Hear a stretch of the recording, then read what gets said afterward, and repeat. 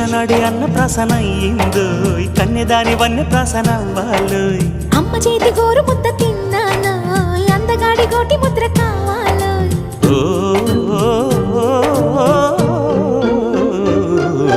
కాస్త నన్ను నువ్వు నిన్ను నేను కోరుకుంటే కోరుకున్న చోట నువ్వు నేను చేరుకుంటే చేరుకున్న చోట ఉన్న దీపం మారుతుంటే ఆరుతున్న వేళ కన్నెకాలు జారుతుంటే